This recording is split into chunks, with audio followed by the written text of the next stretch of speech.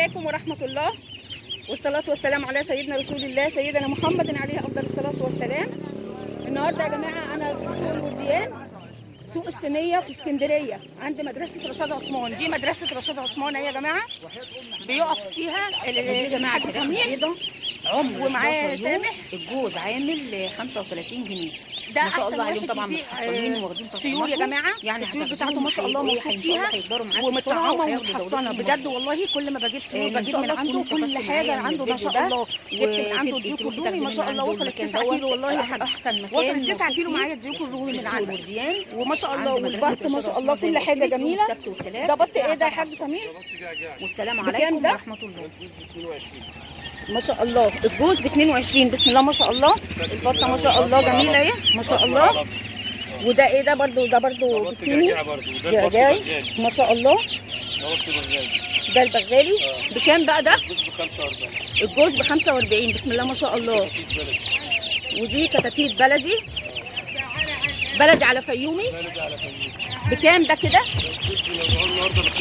ما شاء الله ما شاء الله ما شاء الله. الجوز ب 15 دلوقتي ب 12 يعني ايه نقوله رخصت شويه. طيب ما شاء الله. وده بط ايه ده؟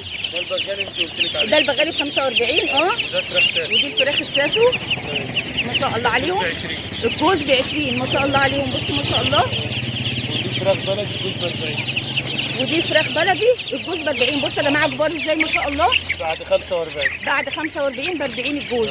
شايفين بسم الله ما شاء الله ما شاء الله. ودول ياكلوا ايه بقى دول يا حاج ياكلوا سمير؟ علف ويشربوا ميه بس كده؟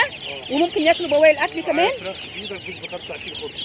والبيضه فين؟ كان في معاك بيضه دلوقتي بسم الله ما شاء الله خلصت. كان بكام الابيض؟ الجوز ب 25. الجوز ب 25. كان عمره قد ايه؟ يعني عمر 12 يوم.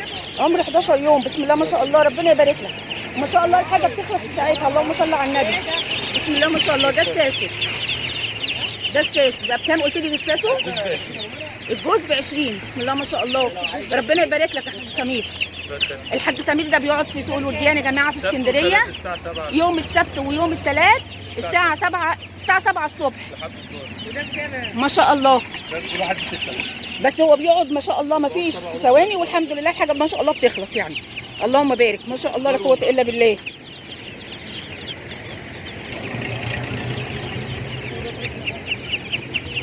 ربنا يبارك لك يا حاج سمير. مش هتجيب رومي ان شاء الله؟ رومي الشهر لما الجو سيطر شويه. طيب ان شاء الله. ربنا يبارك لك فيهم يا رب كده وييسر لك الامور باذن الله.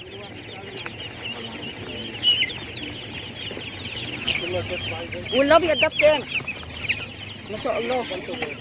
الابيض ده بكام؟ الجوز ب 35 ما شاء الله. والبلدي ده بكام؟ والابيض ده بكام؟ ما شاء الله. الابيض ده بكام؟ الجوز ب 35 ما شاء الله. والبلدي ده بكام؟ الحمد لله.